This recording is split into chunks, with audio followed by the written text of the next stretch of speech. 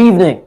The State Weather Bureau says Tropical Depression Wilma is forecast to make its initial landfall over Eastern Visayas or Dinagat Islands this weekend. In its 5 p.m. bulletin on Thursday, December 4, Pagasa says Wilma may slightly intensify before initial landfall on Friday, December 5 or Saturday, December 6. Wilma was last spotted 575 kilometers east of Catarman, northern Samar, carrying maximum sustained winds of 45 kilometers per hour and gustiness of up to 55 kilometers per hour. Tropical cyclone wind signal number 1 is raised over 13 areas across the country. In Luzon, the southern portion of mainland Masbate is placed under signal number 1. 8 areas in Visayas are also under signal number 1, along with 4 areas in Mindanao. Places under signal number 1 should brace for minimal to minor impacts due to strong winds. According to Pagasa, Wilma is currently moving west-southwestward at 10 kilometers per hour.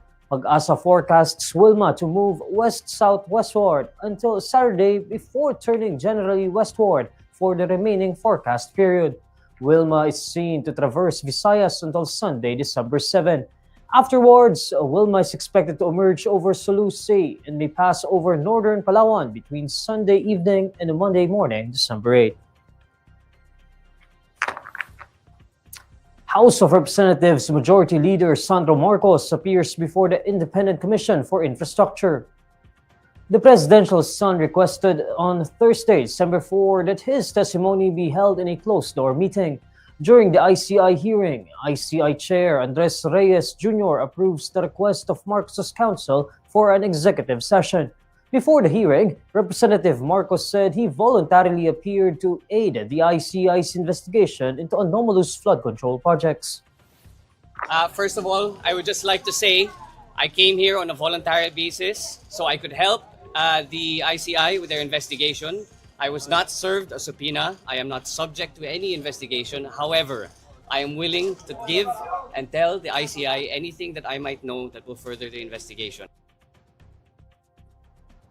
Resigned Ako Bicol Representative Zaldy Co earlier alleged that Representative Marcos inserted at least 50 billion pesos worth of public works projects in the 2023, 2024, and 2025 budgets. Following the hearing, the House leader reiterates that Co's claims are what he describes as pure fabrication and pure lies. He stresses that he has nothing to hide, saying the ICI can release his testimony if they deem it appropriate. As I said, wala po akong tinatago, so I am happy to assist them in any way, shape, or form. With regards to how it went, kung ano man ang mga tinanong nila, I have given the ICI full authority, if they deem fit, to release the video of my testimony. So again, I'm happy for them to do so if they believe that there is no information there that will jeopardize their investigation.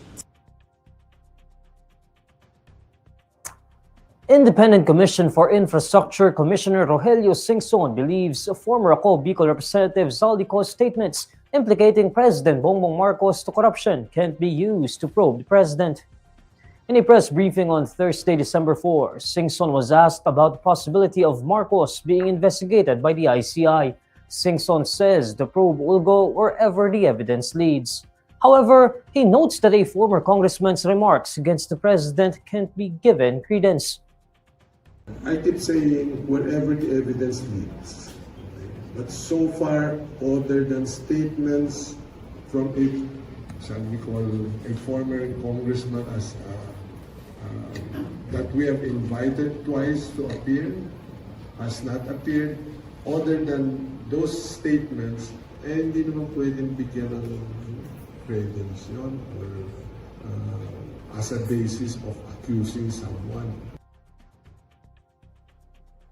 When asked to clarify whether Co's accusations can be used to probe the president, Singson says he believes it cannot be used as a basis.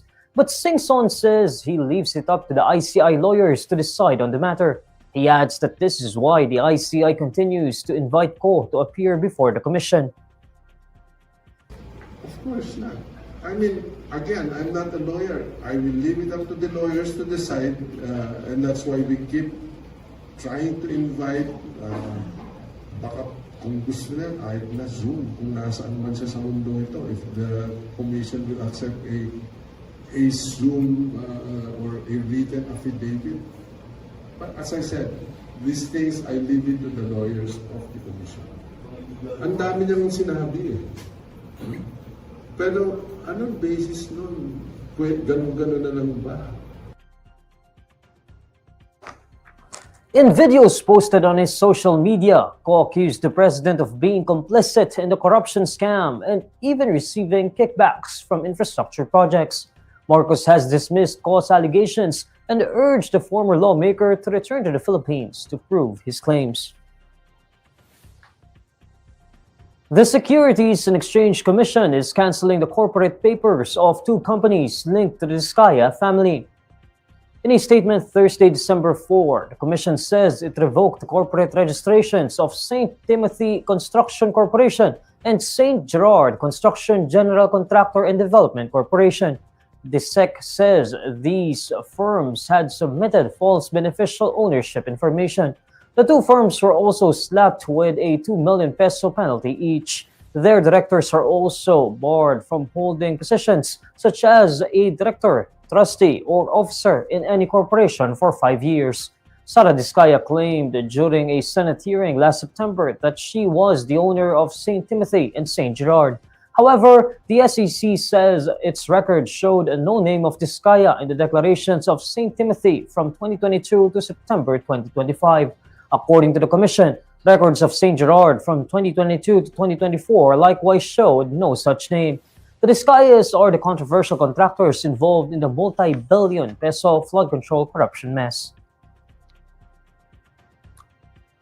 The Supreme Court announces that the results of the 2025 bar examinations will be released on January 7, 2026.